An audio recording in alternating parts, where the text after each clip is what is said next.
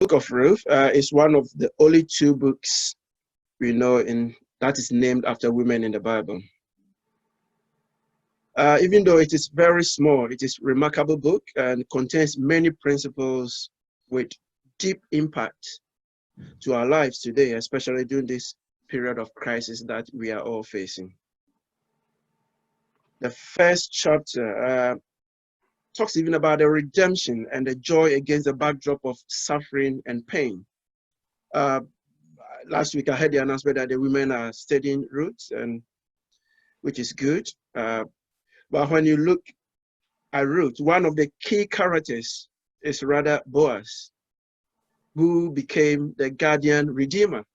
And when we bring it to the New Testament, we see who our Redeemer is. So this is a very beautiful story, telling us about the love of God, telling us about the gospel that we need to learn. On the other hand, the men, during our workshop, we work on Timothy. I don't know why women are studying Ruth and the men are studying Timothy. If you look at Timothy, and you see the one of the key characters there were the mother and the grandmother, because we know from Proverbs that train up a child in the way he should go, and when he grows, he will not depart. Who trained that child? Who trained Timothy? So the key character, one of the key characters we see there are Lois and Eunice, the mother and grandmother. On the other hand, when we see Ruth, even though it's named after women, one of the characters there is Boaz, who became the guardian redeemer and therefore brought about David and our Messiah, Jesus Christ. Now, reading from Ruth chapter 1, verse 1, we can see that in the days when the judges ruled, there was a famine in the land. So a man from Bethlehem in Judah, together with his wife and 2 sons, went to live for a while in the country of Moab. The man's name was Elimelech, his wife's name was Naomi, and the name of his 2 sons were Mahlon and Chilion.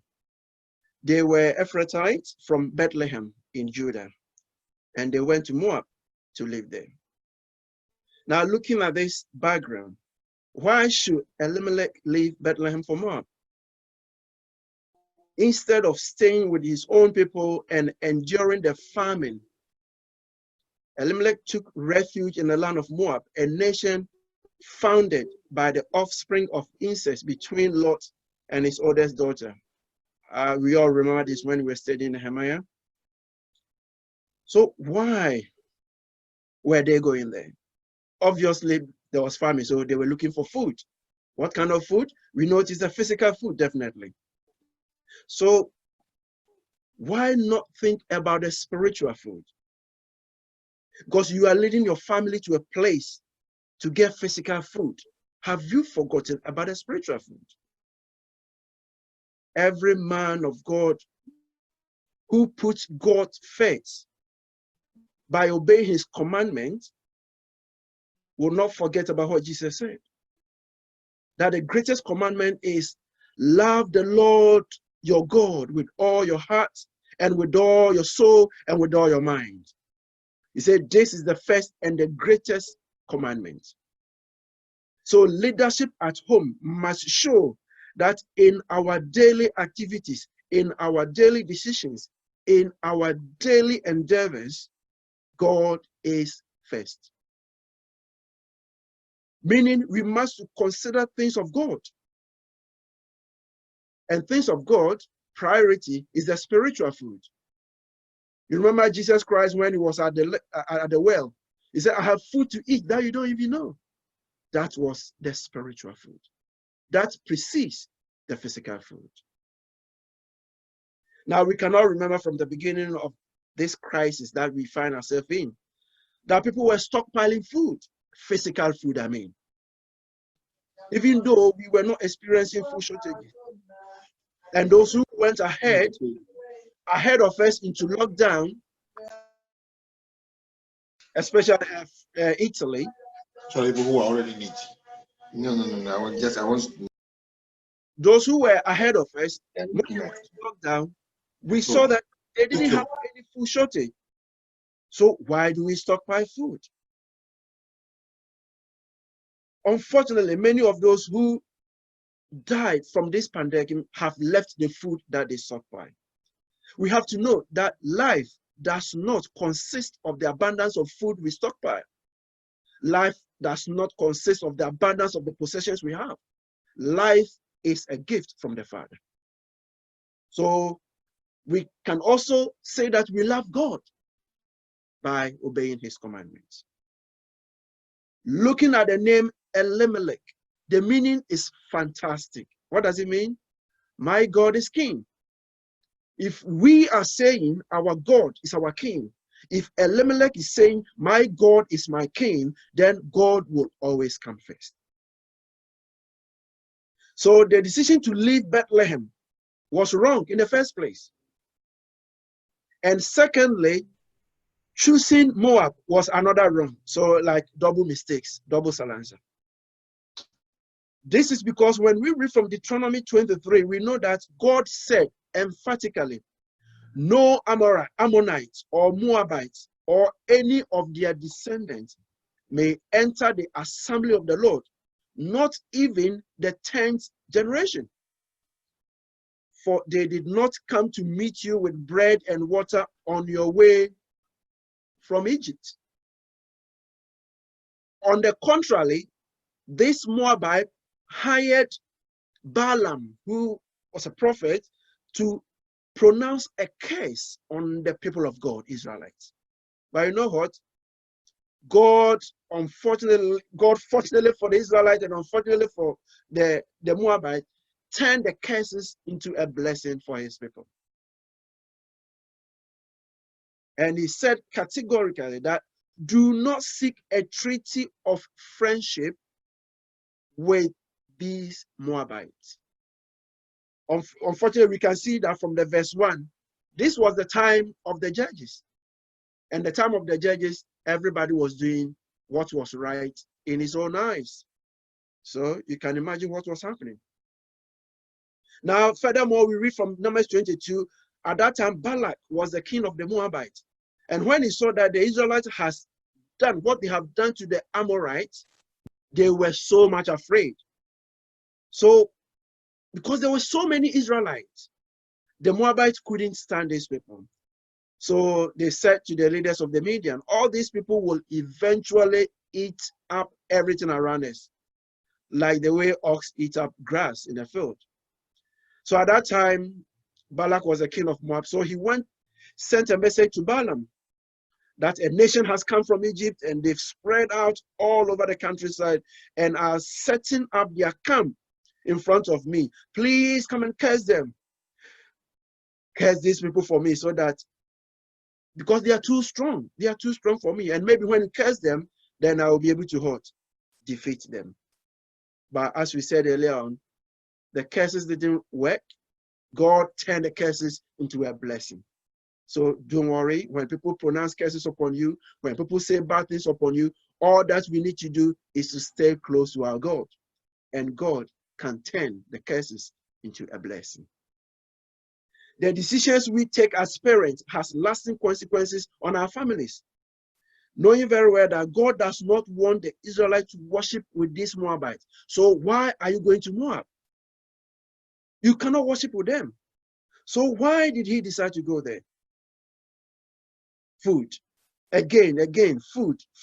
If you don't take care, it will take us to the wrong side. Not only food, but any material possessions can easily mislead us and take us to the wrong one. And again, we have to know that the kingdom of God is not a matter of eating and drinking, but it is of righteousness. Now let's see the results, the consequences of the action of Elimelech. From verse 3, it says, now Elimelech, Naomi's husband, died, and she was left with the 2 sons. You see, you were going there for food, but the food couldn't give you life, because we are alive, not because of the food that we eat. If it is because of the food, then all those who are that food is plenty, they can just put the food in their mouth. It is not because of food. It is the grace of life. that God has given unto us. Now, the man did not live to even oversee the marriage of his children,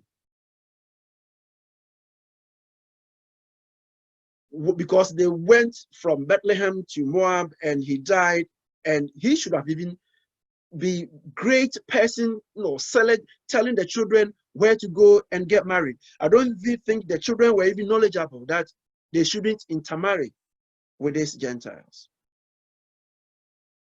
Now, they married Moabite women, and one named Oprah and the other Ruth. After they had lived there about 10 years, both Mahlon and Chilion also died, and Naomi was left without her 2 sons and her husband. This is tragedy. We are going to look for food so that we can survive. Look, all the men are gone.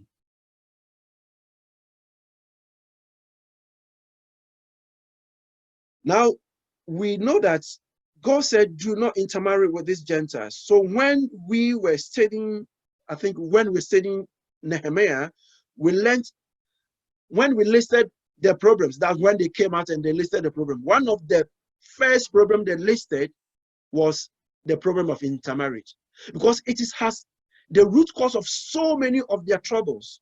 When you go out to intermarry, you bring in their foreign gods, you forget about Yahweh, and so many things happen. So remember, that was one of them. Now, Naomi was heartbroken, a woman who was called pleasant, joy. Now she's left without anything. She lost her husband, 2 sons, her home, her heritage, and even her self-esteem. She lost everything. Now in verse 6, when Naomi heard in Moab that the Lord had come to the aid of his people by providing food for them, she and her daughters-in-law prepared to return home. They went out because of food. Now food has come back to Bethlehem, so they have to go back. So they started preparing to go back. Now going back home, now we saw that there was this interactions, between Ruth, Oprah, and Naomi. Naomi is telling them, when am I going to give birth to a son again, to grow up, to come and marry you? So go home, go home. And what she was saying was right. Are you going to stay like that? So eventually Oprah decided to go. But there is one statement that Ruth made that I can't see its equivalence in the Bible. Yes, I was looking at between Jonathan and David, but this statement, this bond is stronger, far stronger than that between Jonathan and David. So verse 15, when he said, look, said Naomi, your sister-in-law is going back to her people and her gods. Go back with her. But Ruth replied, don't urge me to leave you or to turn back from you. Where you will go, I will go. And where you will stay, I will stay. Your people will be my people, and your God will be my God. Where you will die, I will die, and there I will be buried. And the next statement is what makes things extremely different. He said, may the Lord deal with me, be it ever so severely, if even death separates you and me. And I don't see any statement like this in the Bible between human beings, one being committed to the other to the extent that even death should not even separate them. Wow. No wonder Jesus came through this lineage. Because this statement is profound. A Moabite woman, a Moabite widow, a Moabite who is not even allowed to mingle with the people of God. Look at her faith and look at the statement that she made. And verse 18, when Naomi realized that Ruth was determined to go with her, she stopped urging her. Oh, when you are determined to do something, my brothers and sisters, nothing can stop you.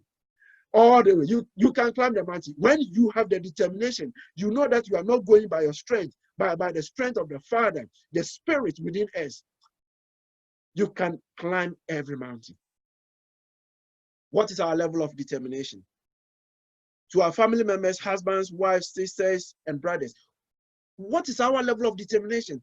Do we determine within ourselves that no matter what happens, we will respect one another, We will support one another. We will support what it comes from within you, and nobody can take it out from you. At times you may do good and they will pay you back with evil. But if you are determined to do good consistently, so shall it be. Now, on their way back to Bethlehem, in verse 19, so the two women went until they came to Bethlehem. And when they arrived in Bethlehem, the whole town was stirred. And that word is not a common word. The whole town was stirred. Why? Something strange has happened. And the women exclaimed. An exclamation is something, it is a surprise. And why did they exclaim? They said, can this be Naomi? We know Naomi means joy. It's pleasant. It's blissful. Naomi is all the good things, the joy that you can mention. Now look at her. Can this be Naomi? People were screaming, can this be Naomi? Straight away, Naomi said, no, do not call me anymore Naomi. Don't call me Naomi. Why? Call me Mara. Mara means bitter. And this word Mara, we can remember from history that when the Israelites were coming from Egypt, after crossing the Red Sea and after seeing the wonderful miracles that Yahweh did, the first camp, they call it bitter. Why? Because they couldn't get sweet water to drink. These Israelites, just, you have seen a wonderful miracle. And the first camp, they call it Mara. Because water, food became a problem. Now we know Naomi is pleasant, joy, but her life in Moab was unpleasant rather than joyful. And so on her return to Bethlehem, she sharply corrects her old-time friends who call her pleasant, hey joy, hey beauty, hey queen. He said, no, don't call me Naomi. Call me bitter. Because El Shaddai, he said the Adonai, he said the Lord of Lords has treated me bitterly. And this is also another beautiful statement from Naomi. Even though the husband led them to Moab, she never accuses the husband. And she always have that relationship with the father.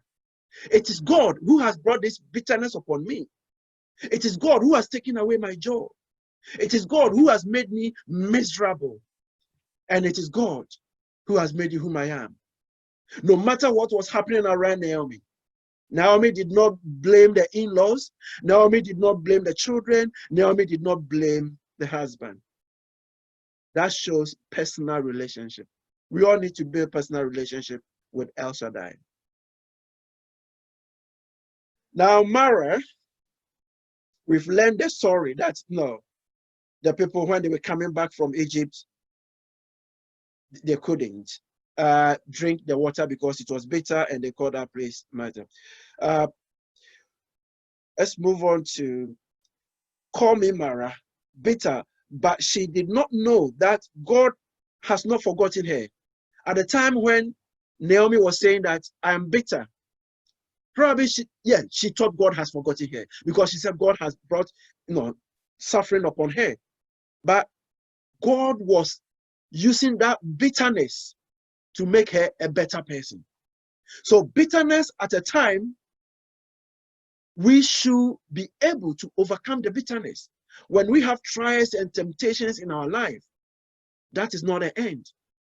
But it makes us better people if we are able to overcome that difficulty situation and then move ahead. Because this story in Ruth, it was the pure gospel. It was purely betraying Jesus Christ and how Jesus Christ came to save the world and how the Gentiles who are not known will come into Christ and have salvation for ourselves. It's a very beautiful story, a love story that we all need to learn and we all need to know. And in the Bible again, we know of Benjamin. Benjamin means the son of the father's right hand. That is very good and powerful name. But before Benjamin became Benjamin, Benjamin was known as Benoni. And Benoni means the son of sorrow. So that son of sorrow, that name was changed from Benoni to Benjamin. And when you look at the story, it's a beautiful story as well. What have you lost during this COVID-19 that has made you to become bitter? Are you bitter today? Have you lost your husband? Have you lost your sons? Have you lost your job? Have you lost your family? Have you changed your mind about God because of the challenges that you're going through? Are you thinking that God has forgotten you? Let me make personal statement to Mama Esther. I'm taking this opportunity to tell Mama Esther that do not change your name. God has brought bitterness. It is God who gives, and it is God who takes. Mama Esther, be strong, be unshakable, and be unmovable. God has not forgotten you.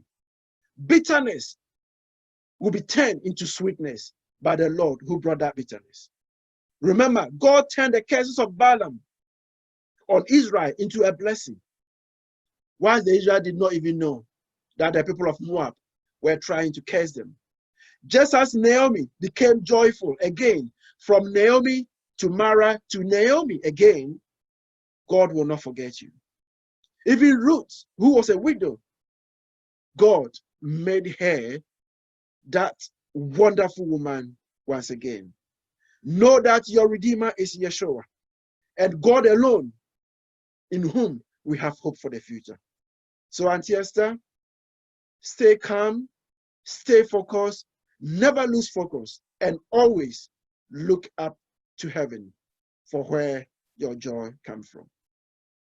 God prepared a Redeemer for Ruth, and her faith and joy and happiness was once again restored, even when she became a widow, even when she had no hope that she could even get husband again. You know what? God made it possible. And through Ruth, we had Jesus Christ, our Messiah. God used a man. Make yourself available to be used as a redeemer. Everybody should make himself available. Boaz, in the days of the judges, every man was doing what was right in his eyes. But that man, Boaz, said, you know what? I will remain faithful to Yahweh. So when Ruth even came from a Moabite nation where they shouldn't even worship, mingle and worship with them, Boaz gave him special attention. Boaz cared for Ruth. Boaz remembered the law that when you are harvesting and you forget something, you don't go back and collect those crops. So that was what Ruth was doing. And when you're harvesting your field, you don't harvest the corners. That was what Ruth was doing. And she showed that kindness to Ruth, not knowing that guardian redeemer in Ruth was preparing for Yeshua, who is our Redeemer in the New Testament. What does the law say about helping those who seek refuge? Is anybody who needs help? What are we doing? As Ruth, a foreigner, came to seek refuge in Judah, as we read from verse 11 of chapter 2, specifically, Boaz replied, I have been told all about what you have done for your mother-in-law since the death of your husband, how you left your father and mother and homeland and came to live with the people you did not know before. And look at what Boaz said to Ruth, who is a widow, a foreigner, a Moabite, a Gentile. He said, may the Lord repay you for what you have done. Beautiful blessing. May you be richly rewarded by the Lord. He didn't say mankind will reward you. He said God shall reward you. The God of what? The God of Israel, under whose wings you have come to seek refuge. Good deeds can never be forgotten, even when they are done in secret. Whatever good we do today cannot be hidden forever. Men will save it and give glory to our Father in heaven. And Ruth said, may I continue to find favor in your eyes, my Lord, she said. And because Boaz spoke kindly towards Ruth, look at what Ruth said. You have put me at ease by speaking kindly to your servant, though I do not have the standing of one of your servants. Do we often speak kind words to one another? People are in trouble, and all that they want to hear is that people standing in their shoes and saying, oh, it will be well. But at times, even in our assemblies, you go to worship and things will become worse because of what some people tell you. We have to be very mindful that kind words, they are like a therapy that help us heal our wounds. Boaz spoke kindly to Ruth, and Ruth said, because of your kind words, I am now at ease. Now I feel at home. What further lessons do we learn from the book, the chapter 1? Ruth would have been an easy target for exploitative men. Remember, Boaz said, do not go to any other foes because you could be harmed. At that time, Israel was no Israel because they were doing what was right in their own eyes. But instead, God showed his mercy through a benevolent, wealthy Jewish man called Boaz. He generously gives her ample opportunity to get what she needs, guarantees protection for Ruth, and ensures that her needs are met the same way that the needs of the others are met. So you see, even Ruth was not hired to work for Boaz, but Boaz provided for her needs. This was done in accordance to the law that God has given to the Israelites. Boaz was very kind and respectful, calling Ruth even her daughter. Don't say this. Calling a widow Gentile seeking refuge your daughter. That means something special is about Ruth. Even Ruth is an immigrant. This manifestation of God's love and compassion is a model for us. Boaz didn't help everyone, and he didn't divide up his wealth in equal proportion and gave it to everybody. But instead, he treated everyone with fairness and respect, bestowing a special measure of grace on one who needed it most, and that was Ruth. So we don't have to be jealous when somebody is helped even more than we think we have been helped. In the church, when we hear that, oh, the last time when I was in need, I was giving 50 pounds, and somebody is in need, and that person has been given 150 pounds. What is your problem? We are supposed to be helped according to our needs. Boaz, look, Ruth was not a worker. She showed that kindness to Ruth, a refugee from Moab, a widow, a Gentile, and a woman. Oh my God, that was a special favor.